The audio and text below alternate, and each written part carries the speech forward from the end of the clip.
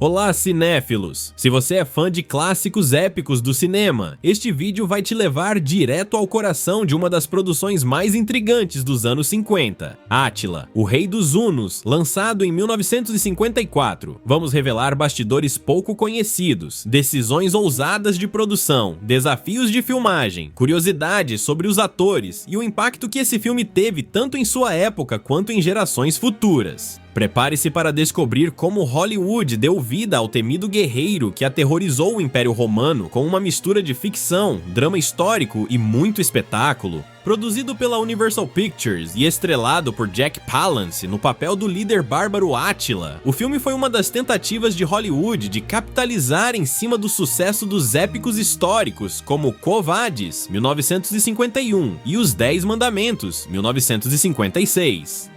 A escolha de Palance foi considerada ousada.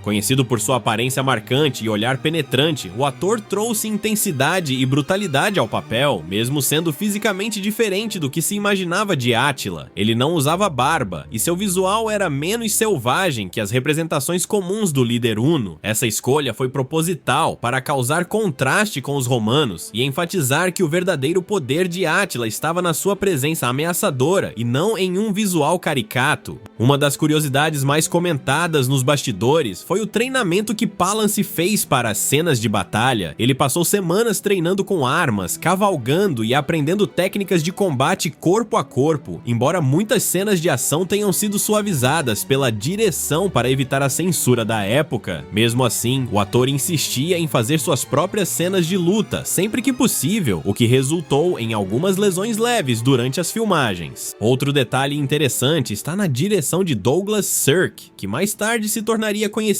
por melodramas como Imitação da Vida e Palavras ao Vento. No entanto, Átila marcou uma fase de transição em sua carreira. Aqui, ele adotou um estilo visual mais austero, com cenários grandiosos, figurinos pesados e iluminação teatral. Essas escolhas deram ao filme um ar quase operístico, contrastando com a violência e tensão constante entre os personagens. Embora o longa não tenha sido um sucesso estrondoso nos Estados Unidos, ele teve excelente recepção na Europa, especialmente na Itália e na França, onde a figura de Átila fazia parte do imaginário popular. Os europeus estavam mais acostumados com filmes históricos e o enredo envolvendo a queda de Roma dialogava diretamente com o passado cultural do continente.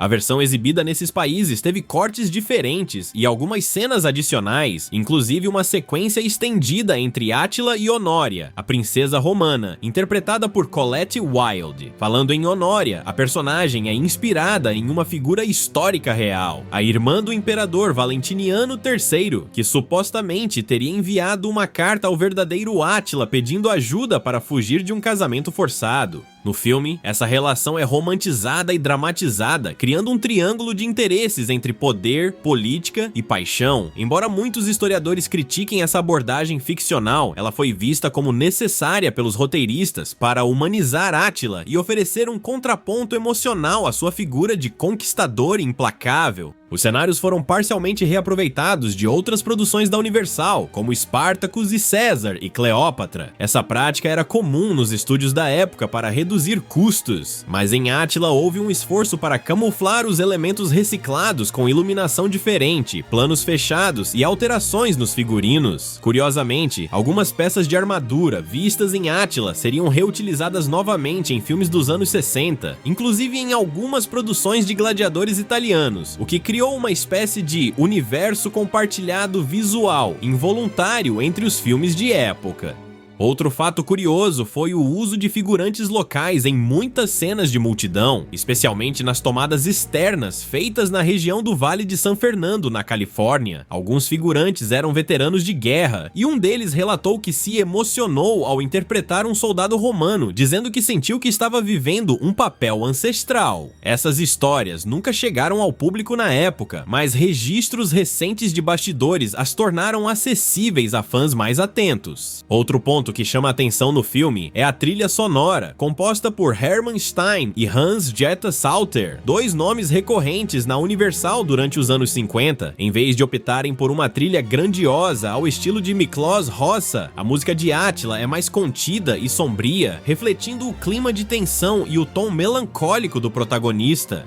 Os compositores criaram motivos musicais específicos para diferenciar os mundos romano e uno, utilizando instrumentos de sopro e percussão tribal para Átila, enquanto os romanos eram acompanhados por cordas e temas mais clássicos. Esse contraste sutil entre as culturas foi elogiado por críticos da época, embora muitos espectadores nem percebessem conscientemente o efeito. Uma das cenas mais lembradas pelos fãs do filme é o confronto verbal entre Átila e o Papa Leão I, que tenta convencer o líder huno a não atacar Roma. A cena foi inspirada em um momento histórico real, mas o filme toma liberdades criativas para intensificar o drama. Há registros de que essa cena foi filmada 3 vezes com variações de diálogo, e que a versão final escolhida foi aquela com menos música e maior silêncio entre as falas, algo incomum para a época, mas que aumentou o impacto dramático. A recepção crítica nos Estados Unidos foi dividida. Enquanto algumas revistas especializadas elogiaram a interpretação de Jack Palance como uma das mais marcantes de sua carreira, outras publicações consideraram o filme excessivamente teatral. Curiosamente, ao longo das décadas, Átila, o Rei dos Hunos, ganhou status cult, sendo revisitado por estudiosos do cinema por seu estilo visual ousado e pelas performances carregadas de intensidade emocional. Muitos o comparam a produções posteriores que retrataram grandes líderes bárbaros, como Conan, o Bárbaro ou até mesmo Gladiador, destacando Átila como uma obra pioneira nesse tipo de narrativa. Outro elemento que ajudou o filme a se manter vivo na memória dos fãs foi a exibição constante na televisão nas décadas seguintes. Durante os anos 70 e 80, emissoras norte-americanas e europeias incluíam Átila em suas programações noturnas e maratonas de filmes históricos. Isso garantiu que novas gerações entrassem em contato com o longa, mesmo fora das salas de cinema.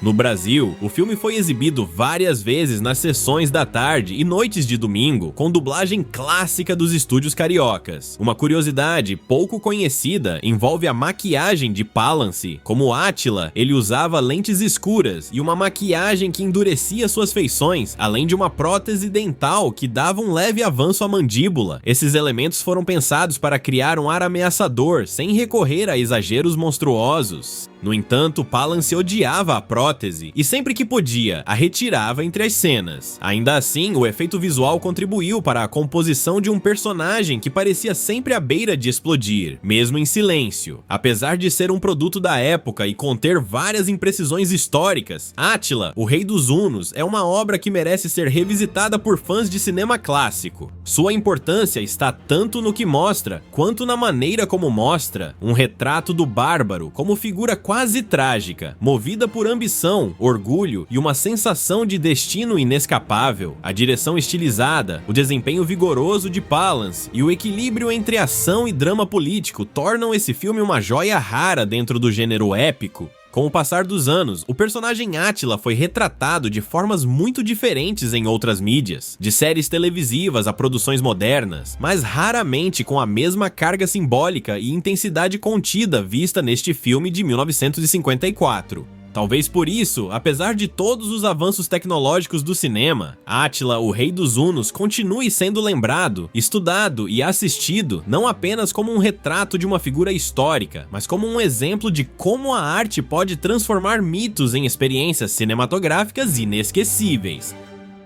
Até a próxima sessão!